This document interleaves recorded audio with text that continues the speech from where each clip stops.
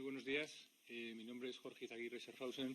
Soy presidente del Instituto Español de Analistas Financieros y de la Fundación de Estudios Financieros. Y estoy aquí para presentar el tercer desayuno profesional del Instituto y de la Fundación. Este desayuno es el tercero que realizamos y en esta ocasión es para presentar el foro de debate que tuvimos, el panel de seguimiento que tuvimos el día 8 de junio sobre si la economía española era financieramente vulnerable. Y en este sentido, bueno, pues tenemos aquí a dos personas fantásticas para desarrollar el debate y cómo fue el panel de seguimiento. Los paneles de seguimiento del Instituto son una iniciativa puesta en marcha por ambas instituciones para promover el conocimiento riguroso y la discusión de materias y aspectos de carácter financiero relacionados directa o indirectamente con el pasado, presente y futuro de la economía española y su competitividad y sostenibilidad. En este sentido, pues tenemos aquí en la mesa a Domingo García Coto, director del Servicio de Estudios de Bolsas y Mercados Españoles, y a Roberto Blanco, jefe de la División de Análisis Financiero en la Dirección General de Economía y Estadística de Banco de España. El acto se enmarca dentro del plan de conferencias para formación y desarrollo profesional continuo para miembros del Instituto Español de Analistas Financieros y alumnos y exalumnos de la Escuela de Formación de la Fundación de Estudios Financieros. No me resisto a comunicar con ustedes, tanto con las personas que están aquí presencialmente como las personas que nos siguen por streaming, que la semana pasada la CNMV hizo pública una lista de los cursos que van a ser validados o certificados para ser MiFID compliant en materia de asesoramiento e información a los clientes, y que dentro del Instituto y de la Fundación de Estudios Financieros pues hay 7 de estos 20, 7 de ellos corresponden al Instituto. Dentro de ellos pues el título de asesor de servicios financieros para información, y todos los demás que voy a citar es para asesoramiento. El título de asesor financiero, experto en asesoramiento financiero, gestor de patrimonios, analista financiero europeo CEFA, analista financiero internacional y máster en finanzas internacionales. Bueno, y sin más voy a dar la palabra a Domingo García Coto, que va a empezar a explicarnos cómo fue el panel de seguimiento. Muchas gracias. Buenos días a todos. Bueno, para mí es una gran satisfacción pues presentar este primer documento de trabajo de una iniciativa que nació a partir de la propuesta del Comité Asesor Conjunto del Instituto de Analistas y la Fundación de Estudios Financieros.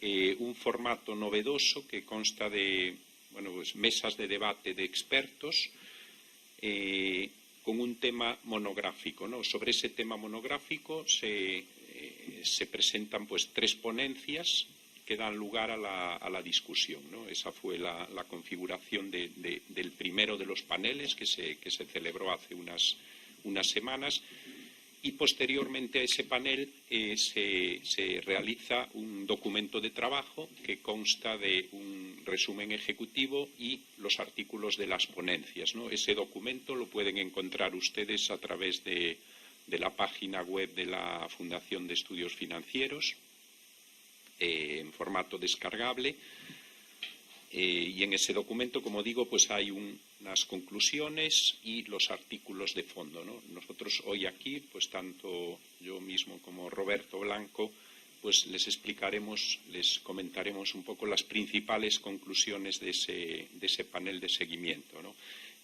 En ese panel de seguimiento iré comentando pues los expertos que patrocinaron, los expertos que comentaron las distintas ponencias, ¿no?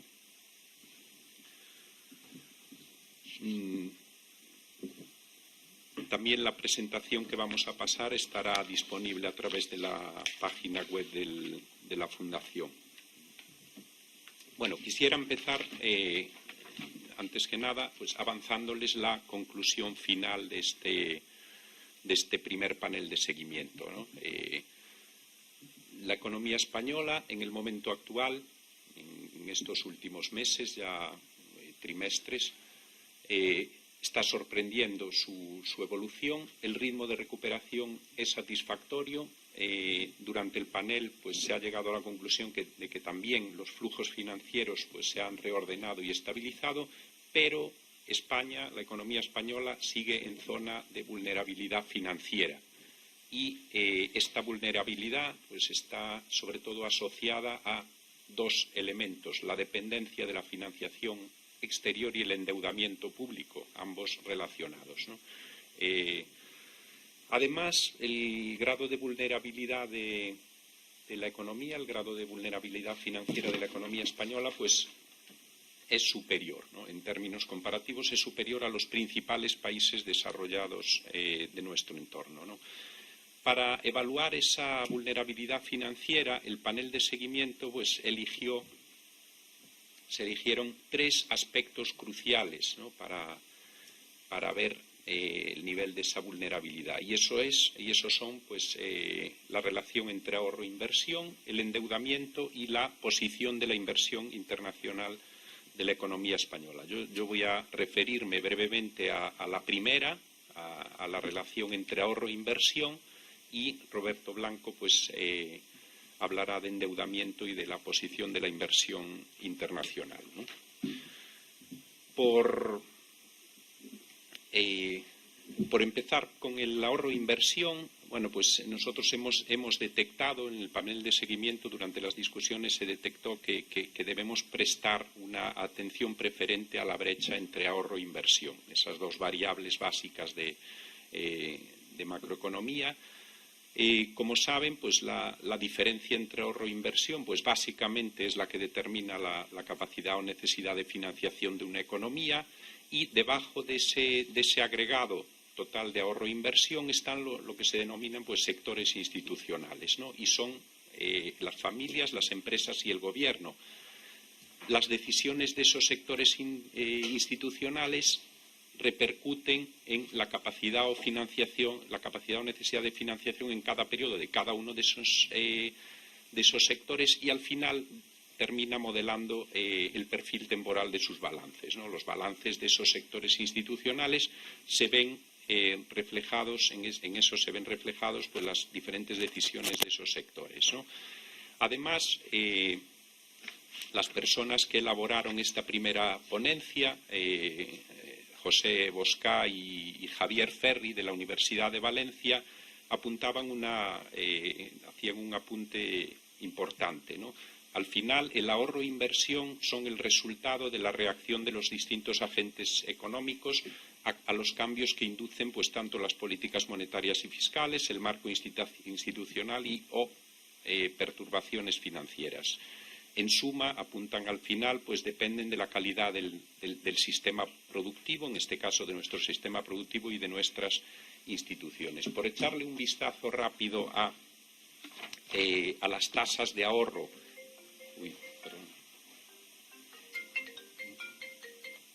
Por echarle un vistazo a las tasas de ahorro que presentaron los autores a lo largo del trabajo, ahí tienen ustedes pues por periodos, tasas de ahorro agregadas de la economía española comparadas con la euroárea y otros países, ¿no? Claramente se observan tres periodos. Hay un periodo precrisis entre el año 2000 y 2007 que España presenta un nivel similar a la eurozona, con ese 22,7% de ahorro nacional bruto entre PIB, frente al 23% de la euroárea, pues ligeramente por encima Alemania, ya los países como Grecia y Portugal muy por debajo de esa tasa. Posteriormente, entre 2008 y 2013, los peores momentos de la crisis, se produce una fuerte reducción que también se produce en Europa, con la excepción de Alemania, ¿no? Y en 2014-2018 se produce una fuerte recuperación en España, que prácticamente, bueno, pues no llega al nivel de la euroárea, pero supone pues un salto importante respecto al periodo anterior. Si echamos un pequeño vistazo a la inversión, pues ahí tenemos tasas de inversión igualmente de la economía española. La gran característica en este caso es que España ha tenido unas tasas de inversión extremadamente elevadas en el periodo previo a la crisis, entre 2000 y 2007. Ahí pueden apreciar el 28,7%. Posteriormente se produce una fuerte caída, sobre todo, bueno, pues es notable en España, pero también en los países que posteriormente fueron intervenidos, por ejemplo, Grecia y Portugal. Y la tercera fase, entre 2014 y 2018, la economía retorna a los niveles medios europeos, ¿no? En el caso de España 20,3%, en la euroárea 20,1%. Las brechas, aquí tienen ustedes un reflejo gráfico de las brechas entre ahorro e inversión, pues tanto en la esquina superior izquierda el caso agregado de España y a continuación a la derecha pues lo que son las familias, abajo a la izquierda las sociedades no financieras, corporation, y abajo a la derecha el gobierno, ¿no? Por ejemplo, pues lo que apuntábamos al principio, la diferencia entre ahorro e inversión en el caso de España, pues vean ahí la brecha que actuaba como indicador adelantado de lo que sucedería después entre los años 2003 y 2009. La línea roja pues se distancia de la línea azul. La línea roja pues es la inversión, la línea azul es el ahorro y las barras son la diferencia entre ambos, ¿no? Posteriormente, pues a partir del año 2012 se estabilizan, esos flujos se corrigen, ¿no? Lo que apuntábamos al principio. También en el caso de los hogares, también las cosas se han normalizado. Hubo ahí un periodo entre 2003 y 2008 en los cuales hubo una situación atípica. La inversión en los hogares fue muy superior a su ahorro. Esto no es típico de la posición financiera de los hogares. Posteriormente, la crisis llevó a que esas tasas se corrigiesen y ahí, pues lo comentaremos más tarde, se observa un pequeño fenómeno, un fenómeno de ligero descenso, es la línea azul del gráfico superior derecho, una ligera tendencia al descenso de la tasa de ahorro de los hogares, que esto puede llegar a ser preocupante, ¿no? Hablando de las corporaciones, el gráfico de la izquierda abajo, bueno, ahí es curioso el efecto que se produce pues a partir del año 2008. Las corporaciones comienzan a aumentar de forma muy importante su ahorro y corrigen su volumen de inversión, dando lugar a un excedente, ¿no? Un excedente de ahorro sobre inversión, un excedente de capacidad financiera que ha definido los últimos años de las corporaciones. Y en cuanto al gobierno, bueno, ahí pues están recogidos los gastos y los ingresos. Vemos el enorme gap que se produjo a partir del año 2008-2009, posteriormente se ha corregido, ¿no?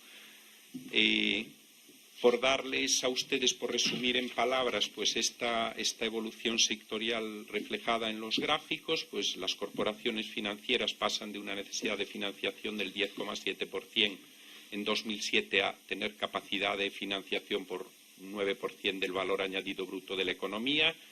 El sector hogares transforma sus necesidades de financiación que llegaron a ser del 9% de la renta nacional bruta en un exceso de ahorro sobre inversión superior al 4%, y el sector público pues pasa de un superávit del 2% del PIB a déficits de más del 10%, ¿no? A partir de ese máximo se reduce, pues, lo que hemos visto en los últimos dos ejercicios, pues hasta el 4,5% del PIB. Pues de acuerdo con los autores, pues en Europa estos vaivenes han sido pues mucho menos gráficos, menos drásticos. Las consecuencias de esta evolución agregada y del ahorro e inversión, hemos pasado un tiempo prolongado con elevados diferenciales entre inversión y ahorro agregado interno, sobre todo ocasionado por el déficit de la balanza por cuenta corriente y capital, y ahí pues anticipamos lo que posteriormente comentará Roberto. Se origina una abultada posición de la inversión internacional neta deudora, se llegan a alcanzar pues un volumen de pasivos con el exterior de más del 200% del PIB, ¿no? Y es esta dependencia financiera del exterior lo que hace a la economía, una de las conclusiones, especialmente vulnerable a shocks domésticos y exteriores. ¿no? En cuanto a las recomendaciones que apuntan los autores, bueno, pues claramente dicen que resulta conveniente ir reduciendo esta dependencia financiera del exterior, lo que en el corto y medio plazo pues requiere un mantenimiento de una brecha positiva, lo que comentábamos al principio, una brecha positiva entre ahorro e inversión agregados. A su vez, este ahorro e inversión agregados dependen básicamente del ahorro y la inversión de los distintos sectores institucionales, ¿no? Familias, empresas y gobiernos.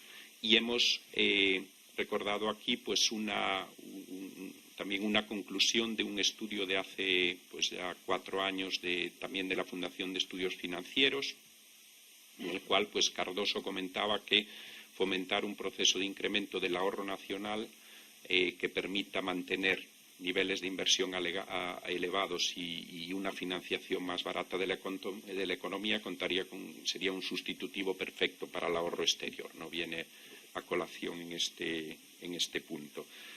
En cuanto a comportamientos ya más sectoriales, en el trabajo pues hay 2 especialmente reseñables, ¿no? Con impacto en la vulnerabilidad. Uno es lo que se observaba, la caída de la tasa de ahorro de los hogares, y los autores se preguntan si es una tendencia o una corrección puntual, ¿no? Si simplemente es un periodo de satisfacción transitoria de una demanda de consumo duradero, de una demanda de bienes de consumo duradero que estaba embalsada como consecuencia de la crisis, y responden que a nivel mundial se está produciendo pues una retracción de la tasa de ahorro de los hogares, pero que la pirámide demográfica española puede actuar de contrapeso, ¿no? El envejecimiento de la población puede actuar de contrapeso de esta tendencia global, y apuestan en alguna medida por una tasa de ahorro a medio plazo elevada, ¿no? En el caso de los hogares. Y por último, pues el otro foco de atención, y preocupación, el principal es el sector público, ¿no? En el gráfico veíamos que el sector público, pues en el momento actual, en los últimos años, pues tiene una tendencia de desahorro que no es sostenible. La diferencia entre ingresos y gastos, pues a pesar de que se ha corregido, pues no es sostenible que permanezcan los niveles actuales, y mucho menos los de estos últimos años, ¿no? Ahí apuntan que entre 2009 y 2015 la economía española, pues gráficamente lo califican como avanzar sobre el filo de la navaja de la sostenibilidad fiscal, y apenas quedó margen para políticas fiscales que no supusieran la reducción paulatina, lenta y gradual del déficit primario, ¿no? Algo que todos sabemos, ¿no? También alertan de que tasas de ahorro negativas en el sector público de forma sostenida pues pueden tener implicaciones de futuro en forma de caídas de la actividad económica, ¿no? Y recomiendan al final pues la reducción del elevado nivel de deuda pública, que va a requerir pues planes fiscales con tasas de ahorro sostenidas positivas, ¿no? Esta tendencia, este camino apuntado tiene implicaciones, ¿no? Y los autores pues alertan también sobre las implicaciones de las estrategias de consolidación del sector público, la consolidación fiscal del sector público, ¿no? Tienen interacciones esas estrategias con el comportamiento de la deuda privada, y también tienen costes en términos de bienestar, ¿no? Y hablan de que una consolidación rápida hace que los individuos pospongan en el tiempo la amortización de la deuda privada, ¿no? Además, pues la estrategia elegida pues para aumentar el ahorro público pues puede tener efectos heterogéneos en el bienestar de los hogares, ¿no? Dependiendo, esto sí, pues de características como la predisposición a ahorrar, las posibilidades de acceso al crédito, a la composición de sus balances. Los que más se benefician de la reducción del consumo público, los que están protegidos de estos efectos, pues son aquellos hogares con mayor acceso al crédito, mayor volumen de activos inmobiliarios, ¿no? Y esto, pues en cuanto es lo que queríamos comentar pues en cuanto a la relación entre ahorro e inversión, y ahora, pues como comenté, Roberto hablará del endeudamiento y de la posición de la inversión internacional. Bueno, aprovecho este momento en que van a cambiarse de sitio para comentarles que estamos haciendo esta presentación desde el Salón de Actos Antonio Moreno Espejo del Instituto Español de Analistas Financieros. Antonio Moreno falleció hace unos meses, nos ha ayudado muchísimo en la lista de los cursos homologados, era director general de entidades en la CNMV y fue además el protagonista del primer desayuno financiero, que versaba básicamente sobre la formación dentro de MiFID II. Simplemente recordarles que, bueno, que está todavía con nosotros. Roberto, adelante. Muy bien. Hola, buenos días. Bueno, yo voy a presentar primeramente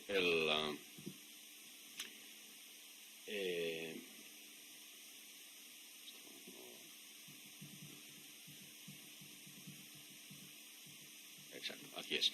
Sí, voy a empezar primero resumiendo los principales mensajes de la segunda de las ponencias que hubo en este primer panel de seguimiento. El tema de la segunda ponencia corrió a cargo de Enrique Fernández de CaixaBank Research.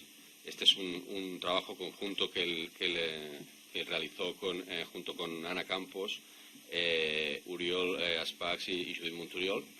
Entonces, aquí el tema de esta segunda ponencia es el endeudamiento público y privado.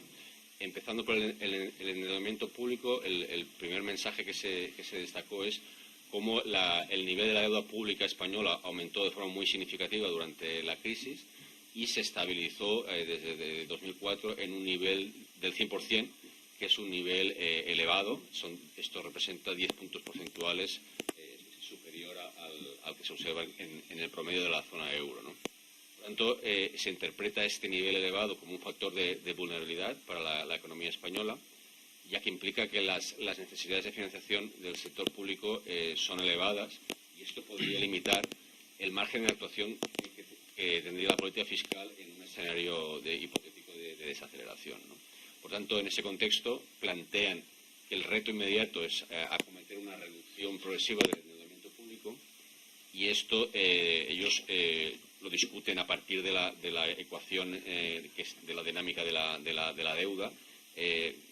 La reducción estará condicionada porque se corrija el déficit presupuestario, el déficit primario, y también, como sabéis, hay un componente importante en la ecuación de la dinámica de la deuda, que es el diferencial entre el crecimiento nominal de la economía y el tipo de interés. Entonces, en la medida que la economía mantenga un crecimiento nominal superior al tipo de interés, se puede avanzar en esta reducción, ¿no? Pero este es un reto que no es fácil. Y aquí se recordó que en el programa de estabilidad que presentó el Gobierno en el horizonte 2017-2020, se prevé que esta ratio de deuda pública se situaría en el 92,5% del PIB en el año 2020. Todavía un nivel que sigue siendo elevado. Y en este escenario, al final del horizonte, el supuesto que está implícito es que hay un superávit primario del 2%. Los autores plantean que el mantenimiento de este superávit primario en el 2%, suponiendo que el crecimiento nominal de la economía es igual al coste de la deuda, o sea que este factor que se llama de bola de nieve no actúa, esto se necesitarían para llegar al 60% del PIB, que es la referencia habitual para la deuda pública, se tardarían todavía 2 décadas en alcanzarse. O sea, eso plantea la dificultad. Por supuesto, si la economía consigue un crecimiento nominal superior al coste de la deuda, esto podría ser más rápido. En todo caso, lo que destacaron en esta parte es cómo incluso un escenario de superávit primario del 2% es un escenario optimista, ya que no es una tarea fácil. Recordaron que solo Finlandia y Bélgica han conseguido mantener este nivel de superávit durante 10 o más años, ¿no? Por tanto, es un reto complejo el que se plantea, el de reducir el endeudamiento público. Paso entonces ahora a comentar la otra parte del endeudamiento, que es el privado.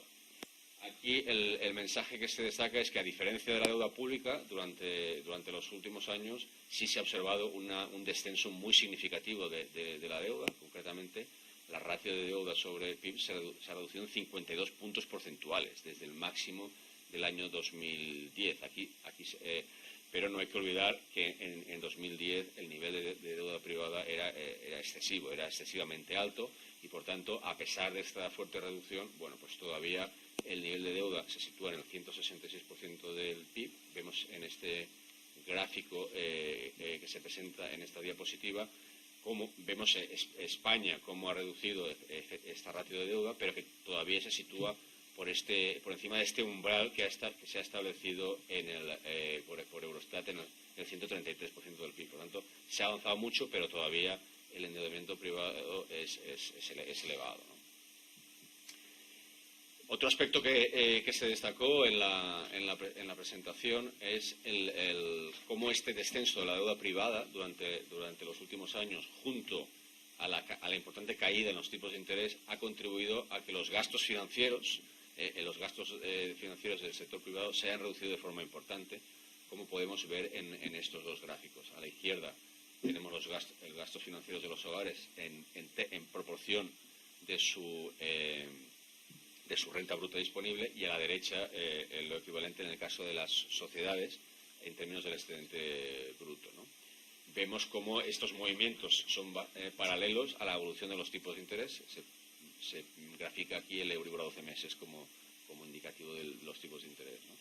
Sobre las perspectivas a medio plazo, ellos presentan unas simulaciones, los autores, basado en un escenario de cuál puede ser la evolución de los tipos de interés, que es un escenario con una evolución muy ligeramente al alza, pero todavía los tipos de interés en este horizonte hasta 2018 se mantendrían en niveles muy bajos.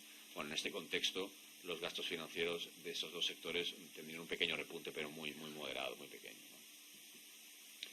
Otro aspecto que se destacó es que, bueno, hasta aquí todos los datos que he comentado sobre el endeudamiento privado se refieren a endeudamiento agregado, es decir, se coge el sector de hogares en su conjunto o el sector de empresas en su conjunto.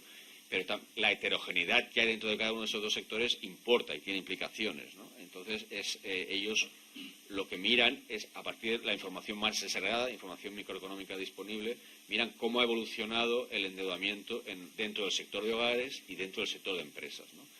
Y entonces una característica positiva que destacan y que podemos observar en el gráfico de la izquierda, aquí lo que se grafica es la carga de la deuda, o sea, qué proporción destinan los hogares con deuda al pago de esa deuda, en concepto de intereses y de amortización.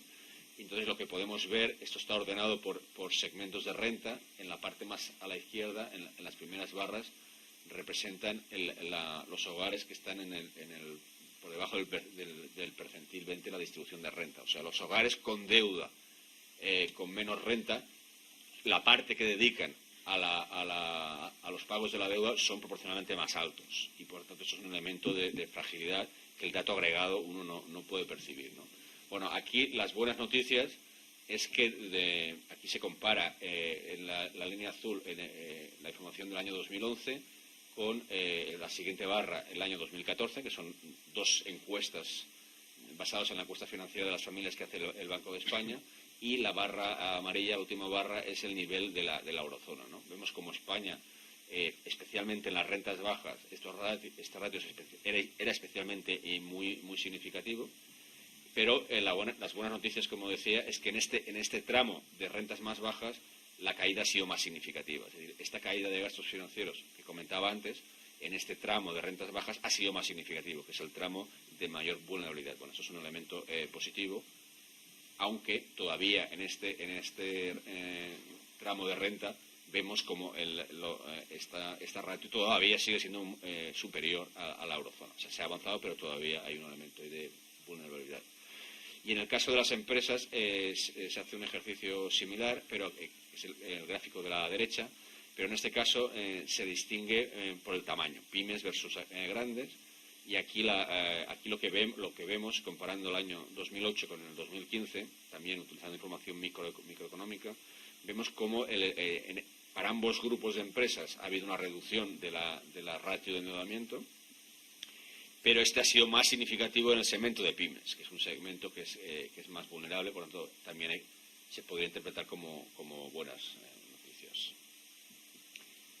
Y los comentarios finales, un poco las principales ideas y mensajes que se transmitieron en esta parte del panel sobre el endeudamiento público y privado son los que tenéis en esta diapositiva. En primer lugar, se destaca cómo la economía española todavía sigue estando muy endeudada y esto es un elemento de vulnerabilidad. La economía española, por tanto, sigue estando en una zona de vulnerabilidad. Es vulnerable porque este elevado endeudamiento hace que ante cambios en el sentimiento inversor o aumentos abruptos en los tipos de interés, pues se puede ver especialmente afectada por este factor de vulnerabilidad y, por tanto, la conclusión no puede ser otra que es necesario continuar con los esfuerzos para reducir el endeudamiento público y privado para reducir este factor de vulnerabilidad, ¿no? Y paso entonces al último bloque del panel, que se centró en la posición deudora internacional. Esta parte corrió a cargo de Óscar Arce, del Banco de España. Entonces, lo primero que se destaca es, si observamos la posición de inversión neta deudora de la economía española, esto se obtiene restando de los activos financieros que tiene la economía española en su conjunto frente al exterior, se restan sus pasivos, ¿no? Entonces, como sabéis, el volumen de pasivos, las deudas que tiene la economía española frente al resto del mundo superan ampliamente a los activos financieros frente al resto del mundo, por tanto esto genera lo que se llama una posición de inversión neta deudora, ¿de acuerdo? Y en los gráficos de abajo hay una comparación de cómo ha evolucionado esta posición de inversión en España y se compara con otros países, y ahí lo que destaca, España sale muy destacada en el primer panel. Está clara, la posición de inversión es muy deudora, ¿no? Comparada con otros países de Europa, tiene una posición también deudora, como Italia, pero notablemente menos abultada, y vemos como Alemania y también más recientemente Reino Unido tienen incluso una posición acreedora, ¿no? Tienen más activos que pasivos. Entonces, España tiene una posición de inversión deudora muy superior al de otras economías comparables. Es verdad, en el panel de la derecha, España se parece más en este indicador a países más vulnerables como Portugal y Grecia, ¿no? Entonces, esto es el resultado del sobreendeudamiento privado anterior a la crisis. Como veis, ya antes de la crisis, ¿no? En 2007, la posición de inversión ya era muy abultada, era el 80% del PIB. Por lo tanto, durante la fase de expansión anterior a la crisis es cuando se acumuló este endeudamiento frente al resto del mundo, y lo que estaba detrás era el fuerte endeudamiento privado. Durante la crisis el endeudamiento privado se redujo, como hemos visto antes, pero el endeudamiento público se incrementó. Entonces, esos dos movimientos se compensaron, de forma que el endeudamiento del conjunto de la economía pues prácticamente ha seguido siendo elevado, y sí que es verdad que durante los últimos años sí se observó una pequeña mejoría, como luego voy a comentar. Aquí vemos la evolución más reciente en el gráfico de la izquierda. En la línea azul representa la evolución desde el año 2012 de la posición de inversión neta. Vemos como el pico se alcanzó a principios de 2000, finales del 14, principios del 15. A partir de ahí hay una pauta de mejoría gradual, y prácticamente en torno a 10 puntos porcentuales se ha reducido en estos últimos años. En esta diapositiva lo que se pretende es destacar cuáles son los factores que están detrás de esta mejoría, y la posición de inversión resulta de la acumulación de déficits por cuenta corriente de capital. En la medida que una economía tenga déficits por cuenta corriente de capital, estos déficits se acumulan en la posición. De hecho, la posición tan abultada de inversión deudora que tenía la economía española al principio de la crisis resultaba de esta fuerte acumulación de déficits exteriores que había presentado la economía española, ¿no?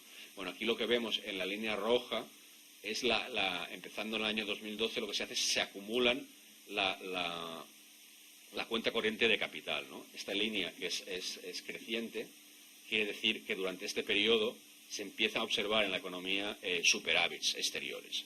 Entonces, el hecho de que haya un superávit exterior por sí mismo genera una reducción de la posición de inversión. Sin embargo, quiero recordar aquí que la posición de inversión son stocks y se valora a precios de mercado. Por tanto, además de los nuevos flujos que alimentan esta posición, el hecho de que cambien los precios de los activos y los pasivos genera efectos en este stock.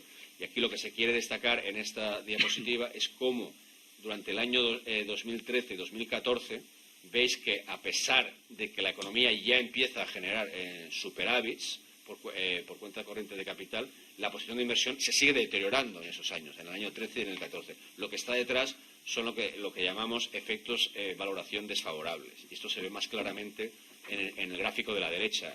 Las barras verdes indican el efecto valoración, y en estos años fue muy negativo el efecto valoración. ¿Qué está detrás de esto? Pues esto es algo que Óscar Arce destacó en la presentación, ¿no? Es decir, este deterioro asociado a los efectos valoración es algo que es mecánico en la construcción de la posición de inversión, pero que tiene de hecho, estos desarrollos hay que interpretarlos de una forma positiva, aunque se observe, aunque el indicador de posición de inversión cabría interpretar una primera interpretación como un deterioro, realmente lo que está detrás es una mejoría. ¿Por qué? Me explico. Detrás de esto, fijaros que la posición de inversión es, a precios de mercado, la diferencia entre el valor de los activos menos el valor de los pasivos. En estos años, ¿qué ocurrió? Que dado que mejoraron, son los años en los que se reduce de forma muy significativa la prima de riesgo de la economía española, aumentaron de forma muy significativa los precios de los activos emitidos por los residentes. Estos son nuestros pasivos frente al resto del mundo. Por tanto, el valor de nuestros pasivos frente al resto del mundo aumentó de precio. Y esto lo que hace que a la hora de calcular a precios de mercado la posición, tienes que la posición se hace más negativa, porque tus pasivos valen más. O sea que algo que es positivo, paradójicamente, en el indicador de posición se detecta como un deterioro. Por tanto, el año 2013 y 2014, este aparente deterioro no hay que valorarlo como tal. Esta es una característica que se destacó, ¿no? A partir de ahí, a partir del año 15-16, ya los efectos de valoración prácticamente no juegan ningún papel, y lo que está detrás de esta mejoría clara de la posición de inversión es simplemente que la economía ha pasado a tener superávits exteriores. A la hora de analizar la vulnerabilidad asociada a la posición de inversión, el indicador al que me he referido hasta ahora es simplemente el indicador del nivel de la posición, ¿de acuerdo? Entonces, un nivel elevado, per se, indica un factor de vulnerabilidad. Sin embargo, lo que se destacó en la ponencia de Óscar Arce es que, además del nivel, para hacer una valoración más precisa, hay otros elementos que también tienen que tenerse en cuenta, sobre todo porque pueden ser agravantes o mitigantes. Es decir, condicionado que el nivel es alto y, por tanto, esto es un factor que nos debe preocupar, bueno, miramos otros factores adicionales para ver si estos factores nos dan algún elemento que mitiga en cierta forma este riesgo o que lo agrava, ¿no? La conclusión es que, básicamente, hay elementos mitigadores y el primer elemento mitigador es el que se presenta aquí. Es importante no solo mirar el saldo de la posición, sino también ver cuál es la composición de los pasivos, ¿no? Y, por tanto, en la economía española lo que se observa durante los últimos años es que ha ganado un peso los pasivos no exigibles. Esto son buenas noticias, ¿de acuerdo? Porque los pasivos no exigibles, ante imaginaros un periodo de desconfianza en la economía española, pues los no residentes, por esta parte de pasivos no exigibles, no van a retirar, no pueden exigir el reembolso de este capital, ¿no? Mientras que la parte exigible sí, ¿de acuerdo? Lo que es más preocupante es que la posición de inversión esté asociada a pasivos exigibles y, además, que sean a corto plazo. Esto es el elemento de mayor vulnerabilidad. Bueno, las buenas noticias es que el saldo es alto, pero su composición tiene elementos mitigantes. El primer elemento mitigante es que los pasivos no exigibles han ganado peso en los últimos años. Y otro elemento, además de que hay que tener en cuenta, es la denominación de la moneda de los pasivos. Pasivos en moneda extranjera hacen más vulnerable, porque una depreciación de la moneda hace que tus deudas se incrementen. Aquí las buenas noticias es que el grueso de la deuda con el resto del mundo es en euros, y además el peso de los euros, como se ve en el gráfico de la derecha, ha aumentado. Y otro elemento que también hay que tener en cuenta para matizar la valoración que uno saca del dato agregado es la composición por sectores institucionales de la deuda. No es lo mismo que la deuda, que quien está endeudado frente al resto del mundo que sea el sector privado que sea el sector público.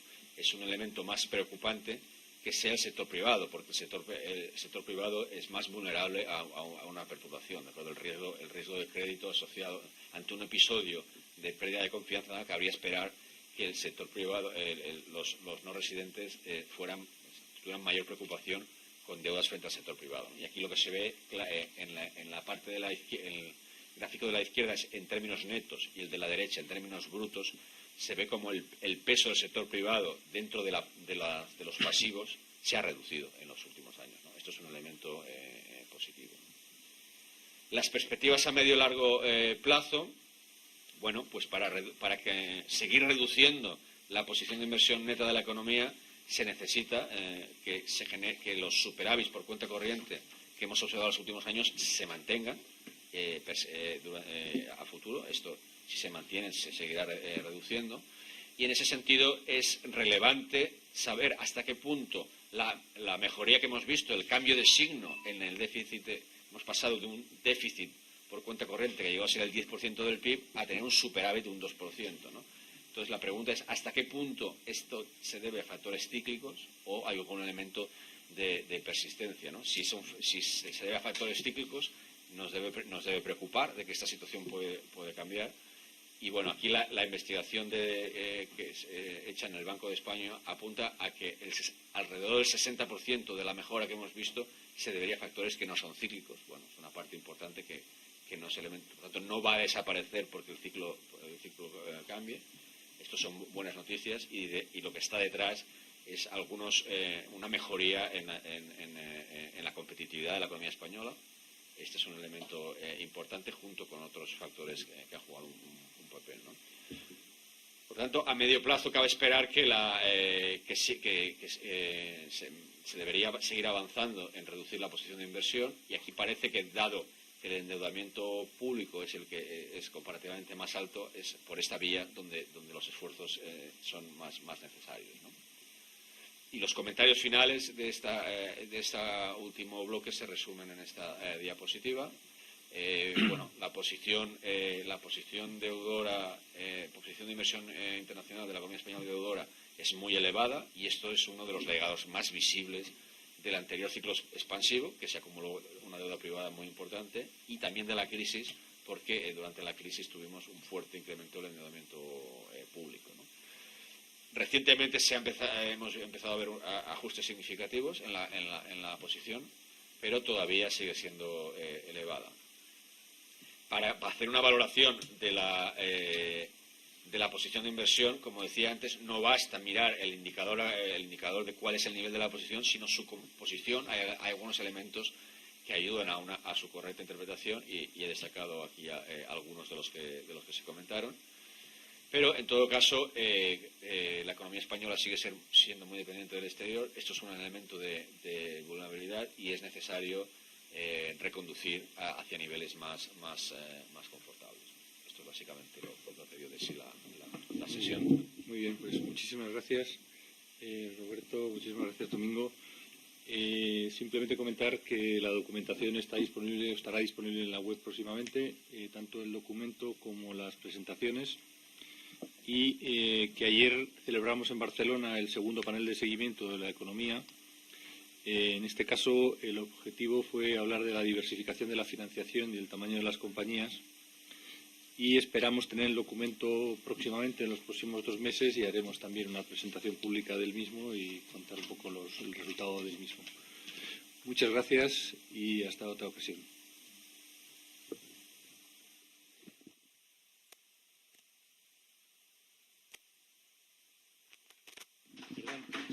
Si tenéis alguna pregunta podéis hacerla. Es que no teníamos preparado el sistema de preguntas en streaming y me parecía un poco selectivo. ¿Tenéis alguna pregunta?